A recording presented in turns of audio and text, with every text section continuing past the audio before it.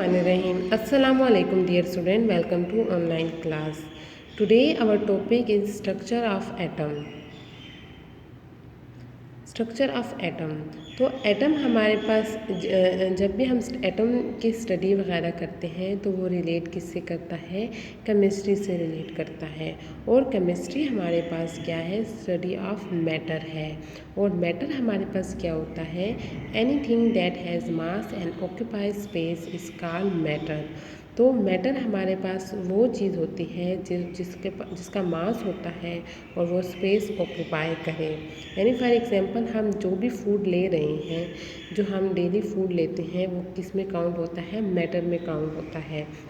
या जो पानी हम पी रहे हैं वो मैटर में काउंट होता है, या जो एयर हम ब्रीथ कर रहे हैं वो सारे हमारे पास क्या है, मैटर है। तो मैटर हमारे पास सबसे पहले स्टडी किया था ग्रीक फिलोसोफर डेमोक्रिटस ने स्टडी किया था। और इसने सजेस्ट किया था कि जितने भी मैटर होते हैं उसको हम क्या करते हैं, ब्रेक डाउन करते हैं into tiny particle that can not be further divided. यानी हम मैटर को डिवाइड करते हैं इनटू स्मॉल पार्टिकल, और इतने स्मॉल पार्टिकल में डिवाइड करते हैं कि वो स्मॉल पार्टिकल मज़ीद डिवाइड नहीं हो सकता। और इस स्मॉल पार्टिकल को नाम दिया है एटम का।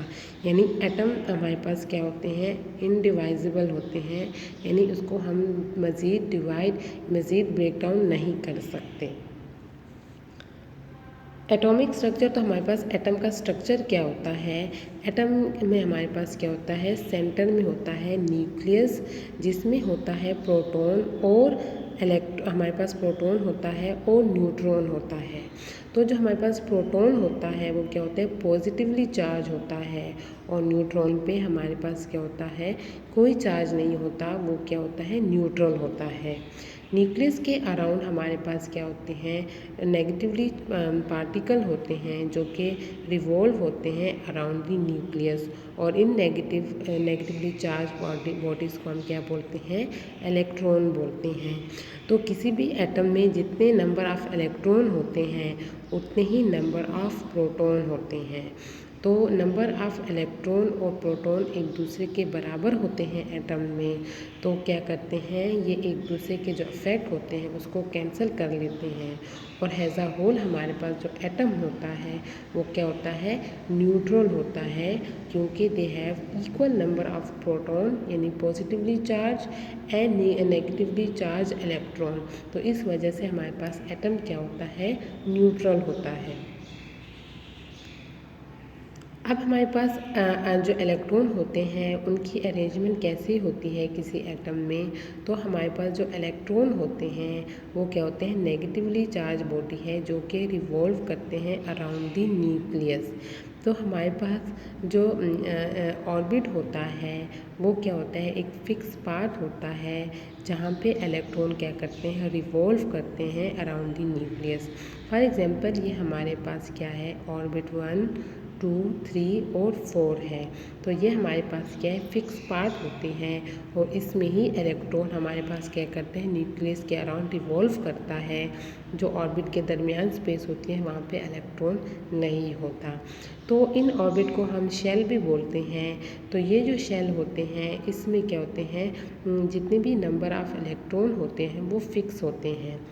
अपने हर शेल की अपनी कैपेसिटी होती है, उससे ज़्यादा वो इलेक्ट्रॉन नहीं रखता।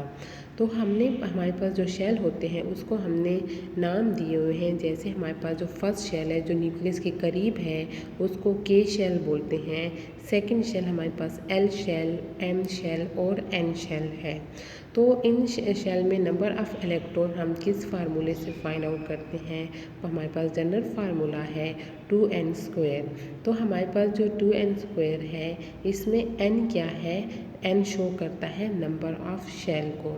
फॉर एग्जांपल हमारे पास जब n होगा =1 तो फर्स्ट शेल की बात हो रही है। तो फर्स्ट शेल में हमारे पास इलेक्ट्रॉन क्या होगा, n की जगह हम 1 पुट करेंगे तो हमारे पास 2 आता है। तो जो के शेल है उसमें हमारे पास मैक्सिमम कितने इलेक्ट्रॉन आएंगे, 2 इलेक्ट्रॉन आएंगे। फॉर सेकेंड शेल हमारे पास n = 2 होगा।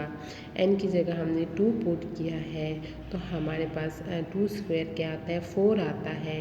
और हमने जब इसको मल्टीप्लाई किया 2 के साथ तो 8 आ गया। तो हमारे पास सेकंड शेल में कितने इलेक्ट्रॉन आएंगे, यानी एल शेल में हमारे पास 8 इलेक्ट्रॉन आएंगे। 8 से ज़्यादा इलेक्ट्रॉन नहीं होंगे। अगर 8 से ज़्यादा इलेक्ट्रॉन हुए तो वो जाएंगे एम शेल में। तो हमारे पास जो थर्ड शेल होता है उसमें हमारे पास क्या होते हैं 18 इलेक्ट्रॉन आते हैं एंड सो ऑन। तो हर शेल की अपनी कैपेसिटी होती है और they contain only a fix number of electron. Atomic number, तो एटॉमिक नंबर हमारे पास क्या होते हैं नंबर ऑफ प्रोटॉन और number of electron in an atom is called atomic number. तो हमारे पास किसी भी एटम में जो नंबर ऑफ प्रोटॉन होंगे या नंबर ऑफ इलेक्ट्रॉन उससे हम उसका एटॉमिक नंबर बता सकते हैं। इसका सिंबल हमारे पास Z होता है। यानी अगर हमें हीलियम हमारे पास है और इसके पास 2 प्रोटॉन है तो इसका मतलब है इसके जो हमारा एटॉमिक नंबर है वो क्या होगा, हीलियम का वो 2 होगा। सेम अगर नाइट्रोजन है और नाइट्रोजन 4 प्रोटॉन उसका नाइट्रोजन के 7 प्रोटॉन होते हैं उसके न्यूक्लियस में, तो इसका जो एटॉमिक नंबर होगा वो क्या होगा 7 होगा। या फिर हमें नंबर ऑफ इलेक्ट्रॉन अगर कहें कि नाइट्रोजन के पास 7 इलेक्ट्रॉन है उसके ऑर्बिट में, तो इसका मतलब है इसका जो एटॉमिक नंबर होगा वो क्या होगा 7 होगा। एटॉमिक मास, एटॉमिक मास हमारे पास क्या होता है सम ऑफ प्रोटॉन एंड नंबर, हमारे पास जो सम ऑफ प्रोटॉन होता है एंड नंबर ऑफ जो न्यूट्रॉन होता है, यानी number of proton and number of neutron जो हमारे पास होंगे उनको जो सम करेंगे ऐड करेंगे तो वो हमारे पास क्या होंगे एटॉमिक मास होगा। और इसको हम रिप्रेजेंट करते हैं ए से। तो जनरली हम जो एटम होता है इसको क्या लिखते हैं, इसको लिखेंगे यानी एटॉमिक जो मास होगा उसको हम टॉप पे लिखते हैं। एटॉमिक नंबर हमारे पास नीचे होता है, एक्स इसके सिंबल को शो करता है।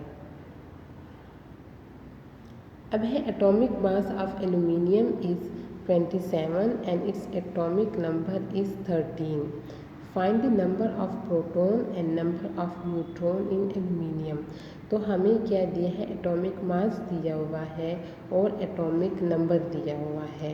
तो इसकी मदद से हमने फाइंड करना है number of proton and number of neutron. तो हमारे पास एटॉमिक नंबर क्या है 13 है और एटॉमिक नंबर हमारे पास क्या होता है नंबर ऑफ प्रोटॉन होता है। तो हमारे पास टोटल नंबर ऑफ प्रोटॉन क्या होंगे 13 होंगे। और मास नंबर हमारे पास क्या होता है number of proton plus number of neutron होता है। तो मास हमारे पास है 27 और हमारे पास नंबर ऑफ प्रोटॉन है 13 और एन हमने क्या करना है नंबर ऑफ न्यूट्रॉन को फाइंड आउट करना है। तो जब इसको रीअरेंज करेंगे तो हमारे पास क्या आएंगे 14 आएगा। तो नंबर ऑफ न्यूट्रॉन हमारे पास क्या है 14 है।